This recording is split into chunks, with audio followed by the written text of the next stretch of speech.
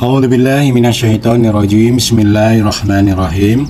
Assalamualaikum warahmatullahi wabarakatuh. Innal hamdalillah nahmaduhu wa nasta'inu wa naghfiruh wa na'udzubillahi min syururi anfusina wa min sayyiati a'malina may yahdihillahu fala mudilla lahu wa may yudlil fala hadiyalah.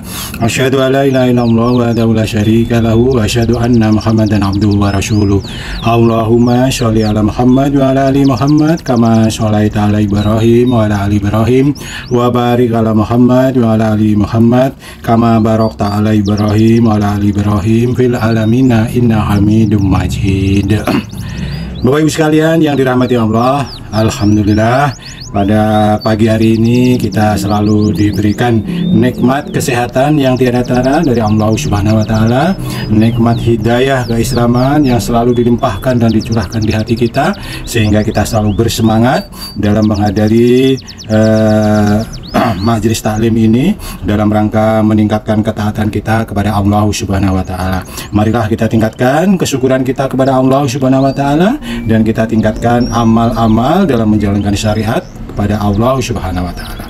Bapak Ibu sekalian, sholawat dan salam mari kita haturkan juga kepada junjungan kita Nabi besar Muhammad Sallallahu Alaihi Wasallam, kepada para keluarganya, kepada para sahabatnya, dan kepada para pengikutnya nanti hingga akhir zaman. Dan mudah-mudahan keluarga kita, anak cucu kita, dan dzurriat kita mendapatkan syafaat dari beliau nantinya di yaumil qiyamah. Amin ya rabbal alamin. Bapak Ibu sekalian yang dirahmati Allah, pagi hari ini saya akan melanjutkan sharing kita tentang keluarga Rasulullah Shallallahu Alaihi Wasallam. Kita akan menyalami nantinya bagaimana kisah-kisah para keluarga Rasulullah, juga nantinya menyelami pribadi agung dan karakter mulia dari Rasulullah Shallallahu Alaihi Wasallam yang nantinya kita ambil dari buku Syama'il ar-Rasul karangan Al-Imam Ibnu Katsir. Nah, kemarin kita sudah saya sampaikan kisahnya tentang Pak D dari Rasulullah ya, sampai yaitu Abdul Ka'bah ya. Abdul Ka'bah sebagai Pak D dari Rasulullah, memang tidak ada banyak kisah yang tertulis tentang beliau dan mereka meninggal sebelum Islam. Berikutnya adalah Abdullah bin Abdul Muthalib ya. Ini adalah ayah dari Rasulullah Shallallahu Alaihi Wasallam. Nanti kisahnya ini tersendiri ya, karena sebagai ayah dari Rasulullah Shallallahu Alaihi Wasallam. Kemudian kita akan melihat kisah dari Abu Thalib, yaitu Abu Thalib itu adalah pamannya Nabi Muhammad Shallallahu Alaihi Wasallam. Inilah paman dari Rasulullah yang diasuhnya setelah Abdul Muthalib meninggal. Jadi ketika kakeknya Abdul Muthalib meninggal, Rasulullah kemudian diasuh oleh Abu Thalib hingga kenabian ya. Diasuh oleh Abu Thalib hingga kenabiannya. Abu Thalib juga mengikuti kakeknya, yaitu sebagai penjaga Ka'bah dan pelayan jamaah haji. Dia sangat sayang kepada Rasulullah dan pembela Nabi hingga akhir hayatnya. Nama asli dari Abu Thalib adalah Imron atau Abdul Manaf. Disebut Abu Thalib karena mempunyai anak sulung yang bernama Thalib ya. Jadi Abu Thalib mempunyai putra dan putri, yaitu yang pertama adalah Thalib, yang kedua adalah Aqil, yang ketiga adalah Ali, kemudian Ja'far, kemudian Ummu Hani atau Fakitah, dan Jumainah, yang terakhir adalah Raisa. Nah, anak yang pertama yaitu Thalib ini sayangnya belum ada sejarawan yang menulis tentang kisahnya, jadi tidak banyak diketahui. Kemudian anak-anak yang lainnya yaitu mulai Aqil dari Raisa semuanya masuk Islam. Tentang waktunya adalah berbeda-beda, tapi semuanya adalah masuk Islam ya. Putra pertama Aqil bin Abu Thalib, yaitu saat perang Badar, yaitu beliau itu belum masuk Islam, dan kemudian dia berperang ya, ikut orang-orang Quraisy ya, orang-orang kafir Quraisy. Kemudian pada saat perang Badar, Aqil ini tertangkap oleh kaum muslimin, kemudian dibebaskan oleh Abbas. Abbas itu adalah paman Nabi juga. Jadi pamannya Aqil juga gitu ya. pamannya Aqil juga. Kemudian Aqil kembali ke Mekah dan masuk Islam. Selanjutnya dia ikut hijrah pada saat hijrah ke Madinah dan mengikuti perang bersama Rasulullah hingga wafatnya. Ia wafat di masa Muawiyah. Tetapi kisah kisah lengkapnya belum ada yang menulis dalam sejarah. Ini hanya cuplikan dari kisah Aqil bin Abi Thalib. Yang ketiga adalah putranya Abu Thalib, Ali bin Abi Thalib ya. Kita sangat mengenal kan Ali bin Abi Thalib, salah satu dari Khalifah Khulafaur Rasyidin. Nanti kisahnya akan kita bacakan tersendiri karena sangat panjang ini ya. Kita lanjutkan yaitu ke Ja'far bin Abi Thalib, yaitu putra keempat dari Abu Thalib. Ja'far masuk Islam sejak awal, yaitu setelah Abu Bakar, tapi sebelum ada dakwah di rumah Al-Arqam ya. Ja'far ini sudah masuk Islam. Jadi masuk Islam yang pertama ketika Rasulullah diangkat menjadi nabi itu kan, yang pertama adalah istrinya Siti Khadijah, kemudian Ali bin Abi Thalib, kemudian Anas bin Malik, kemudian ikut berikutnya adalah Ja'far bin Abi Thalib. Nah, mereka inilah kemudian juga setelah Abu Bakar gitu. Kalau Ja'far ya itu masuk Islam setelah Abu Bakar. Ja'far memimpin rombongan yang hijrah ke Habasyah, yang pada saat itu Habasyah rajanya adalah Raja Najasyi, yaitu pada masanya Abu Thalib dengan 7 anaknya ini mengalami kesusahan ya. Pada masanya itu Abu Thalib mengalami kesusahan ekonomi, maka Abbas, salah satu anaknya, Abbas bin Abu Thalib, yaitu adiknya Ja'far ya, adiknya Abu Thalib. Abbas itu pamannya Rasulullah, membantunya dengan mengambil Ja'far untuk diasuh bersama anaknya yang lain, yaitu siapa anaknya Abbas, yaitu Abdullah bin Abbas, yang kita kenal dan terkenal sebagai perawi hadis dengan sebutan Ibnu Abbas. Sedangkan Rasulullah sendiri, yaitu sebelum menjadi Rasul ini, mengambil Ali, yaitu Ali bin Abi Thalib, untuk diasuh di rumahnya. Yaitu Ali masih kecil ya, diasuh di rumah Rasulullah. Makanya Ali sejak kecil bersama Rasulullah di rumahnya bersama dengan Anas bin Malik gitu. Di zaman Rasulullah itu ada 5 orang ya di kalangan Bani Abdul Manaf, yaitu Bani Hashim tadi, jadi keluarga besarnya Rasulullah. Ada 5 orang yang mirip dengan Rasulullah, yaitu yang pertama adalah Abu Sufyan bin Haris, yaitu sepupunya ya, itu putranya pakdenya Rasulullah. Kemudian Qutsam ibnu Abbas, Sa'id bin Ubaid bin Abdi Yazid bin Hisam, yaitu kakaknya Imam Syafi'i, dan Hasan bin Ali, cucu Rasulullah yang paling mirip. Dan yang kelima adalah Ja'far bin Abu Thalib. Nah, ini Ja'far bin Abi Thalib mirip dengan Rasulullah. Nah,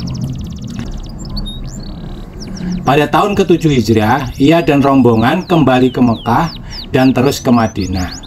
Rasulullah sangat bahagia atas kedatangan Ja'far ini. Saat itu kaum muslimin sedang mengalami kemenangan di dalam perang Khaibar, sehingga ketika Ja'far datang, Rasulullah SAW bersabda, "Aku tidak tahu mana yang menyebabkan aku gembira hari ini. Apakah karena kemenangan dari perang Khaibar atau karena kedatangan Ja'far?" Itu betapa sayangnya Rasulullah kepada Ja'far bin Abu Thalib. Nah, Ja'far sendiri adalah menikah dengan Aswa binti Uwais dan berislam di hadapan Abu Bakar sebelum Darul Arqam. Keduanya juga mendapat sikilasan dari musyrikin ya. Keduanya yaitu Ja'far dan istrinya tadi juga mendapat siksaan ya, cemoohan lah gitu, dari kaum musyrikin. Nah, atas izin Rasulullah SAW, Ja'far dipilih sebagai pimpinan rombongan untuk melakukan perjalanan hijrah yang pertama kaum muslimin ke negeri Habasyah ya. Negeri Habasyah itu adalah negeri yang dipimpin oleh Raja Najasyi yang agamanya adalah Katolik ya. Agamanya ini negeri Habasyah itu berada di Afrika ya. Kemudian tahu ada rombongan muslim pergi, maka kaum Quraisy ketika tahu ada kabar bahwa ada rombongan kaum muslim yang dipimpin oleh Ja'far ini yaitu pergi ke negeri Habasyah, maka orang-orang Quraisy ini kemudian mengirim Amr bin As, nah ini nanti terkenal sebagai juga ya, Amr bin As dan Abdullah bin Rabi'ah. Rabi'ah itu adalah anaknya Haris, jadi anak pakdenya Rasulullah. Utusan ini kemudian juga kedua orang ini dan bersama rombongannya juga pergi menemui Raja Najasyi untuk meminta dikembalikannya orang muslim yang mengungsi ke negaranya, gitu ya. Maka kemudian mereka yang sudah datang kaum muslim ini disidanglah rombongan kaum muslim oleh Raja Najasyi di hadapan Amr dan Abdullah, di hadapan Amr dan Abdullah bin Rabi'ah.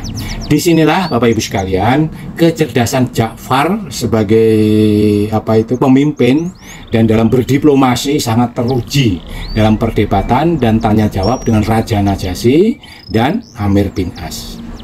Nah, Rasulullah memang memerintahkan seandainya kalian pergi ke negeri Abbasah, karena negeri itu dipimpin oleh seorang raja yang tidak satupun rakyatnya terdolimi, dan bumi itu adalah bumi yang aman. Tinggallah kalian di sana hingga Allah memberikan jalan keluar kepada kalian karena apa yang menimpa kalian. Jadi ketika kaum muslimin itu waktu di Makkah itu kan banyak berhadapan, diseksa, kemudian dicemooh, dilecehkan, bahkan kemudian disingkirkan dan lain sebagainya. Maka Rasulullah salah satunya memberi jalan kepada kaum muslimin untuk melakukan hijrah ke negeri Habasyah. Itulah hijrah yang pertama yang dipimpin oleh Ja'far bin Abi Thalib. Maka kemudian Ja'far memimpin rombongan tersebut pada tahun ke-5 kenabian untuk berangkat ke negeri Habasyah minta syuaka politik atau perlindungan. Ya, Ja'far memimpin kaum muslimin itu ke negeri Habasyah. Negeri Habasyah itu kalau sekarang diperkirakan itu Ethiopia ya, Masya Allah ya. Nah, rombongan itu berjumlah sekitar 83 orang pria dan 13 orang wanita, termasuk istri dari Ja'far yaitu Asma binti Umais tadi. Nah, rombongan hijrah Ja'far ini merupakan hijrah yang kedua setelah rombongan sebelumnya. Ada rombongannya Utsman bin Makhzum, Utsman bin Affan beserta istrinya, yaitu pada tahun ke-5 kenabian. Utsman beserta istrinya Ruqayyah putri Rasulullah. 2 tahun kemudian rombongan tersebut kembali ke Madinah ya. Yang ikut di dalam hijrah itu diantaranya juga Jubair bin Awam, Abdurrahman bin Auf, dan 11 pria dan 5 wanita. Itu rombongan pertama. Sedangkan Ja'far adalah rombongan kedua ya. Karena banyaknya kaum muslim yang hijrah, maka orang kafir dari Quraisy tadi khawatir dan iri serta tidak suka hal itu terjadi. Maka kaum kafir mengutus tadi, yaitu dikirimlah rombongan Amr bin As dan Abdullah bin Rabi'ah dengan membawa hadiah-hadiah untuk menghadap Raja Najasyi, untuk meminta orang-orang muslim yang ke Habasyah tadi untuk dibawa pulang kembali. Kalau katakanlah sekarang itu ya untuk dideportasi. Nah, tapi alhamdulillah Bapak Ibu sekalian, Raja Najasyi ini sangat adil dan bijaksana karena negaranya yang aman dan adil. Mereka tidak serta-merta mengabulkan permintaan dari rombongan Amr bin As dan Abdullah bin Rabi'ah ini, meskipun mereka membawa banyak hadiah ya. Kemudian maka dipanggillah rombongan muslim tadi, rombongan Ja'far, untuk hadir memberikan keterangan dan pembelaan di dalam pertemuan agung di kerajaan. Nah, beda dengan para pembesar-pembesar kerajaan yang pada saat rombongan Ja'far datang ini, kalau mereka itu para pembesar kerajaan ketika masuk kerajaan dan rajanya kan pada menghormat dengan membungkuk, bahkan ada yang menyembah dan lain sebagainya. Nah, rombongan Ja'far ini beda dengan para pembesar-pembesar kerajaan yang semua hormat jongkok dan menunduk saat raja masuk ruang sidang. Maka kaum muslimin ini hanya memberi hormat dan tetap berdiri. Nah, kesempatan inilah dianggap oleh Amr bin As adalah kartu truf lah gitu ya, untuk menyalahkan atau menjatuhkan rombongan Ja'far bin Abi Thalib. Nah, kesempatan itu untuk menyudutkan orang muslim yang tidak mau hormat penuh kepada rajanya. Ketika ditanya hal itu, maka Ja'far pun menjawab, agama kami tidak membenarkan bersujud di hadapan selain Allah Subhanahu wa Ta'ala, dengan tegas dan berani, tanpa ragu-ragu, tanpa menghilangkan kesopanannya. Artinya ketika menyampaikan itu kata-katanya juga dengan sopan. Tapi sebenarnya Bapak Ibu sekalian, bila ditilik sebenarnya jawaban yang disampaikan oleh Ja'far ini kan berbahaya juga kan gitu ya, karena bertolak belakang dengan budaya kerajaan di Najasyi itu. Tapi karena ketegasan dan kesopanan yang cara menyampaikannya Ja'far tadi, maka raja pun akhirnya bisa menerimanya. Tentu saja situasi ini tidak menguntungkan bagi Amir bin As, maka dia melancarkan serangan-serangan hinaan berikutnya. Bapak Ibu sekalian yang dirahmati Allah, mengapa Rasulullah SAW memilih negeri Habasyah yang jauh dari Mekah, ya kan? Kalau diukur itu kira-kira sekitar 1.700 km menyeberangi Laut Merah. Bila di peta dunia itu, yaitu negara Habasyah itu kan negara Afrika Timur, yaitu Ethiopia ya, berada di bawahnya Saudi, Saat itu, padahal pada saat itu ada 3 imperium atau kerajaan yang mengelilingi Makkah. Yang pertama adalah negara Persia yang menyembah api, yang kedua adalah negara Romawi yang penuh kebudayaan bagi rakyatnya, yang ketiga adalah negara Habasyah yang bijaksana, dan warganya sebagian besar negeri Habasyah itu adalah kulit hitam, terkenal sebagai negara pedagang. Begitu Bapak Ibu sekalian, kisah keluarga Rasulullah yang bisa saya sampaikan pada pagi hari ini. Semoga bermanfaat, menambah keilmuan kita, juga menambah keimanan kita kepada Allah Subhanahu wa Ta'ala. Mudah-mudahan bermanfaat. Kebenaran datang dari Allah Subhanahu wa Ta'ala. Kesalahan kekurangan karena kefakiran ilmu saya mohon dimaafkan dan diberikan saran yang hikmah untuk kenyamanan bersama. Billahi taufiq wal hidayah. Wassalamualaikum warahmatullahi wabarakatuh.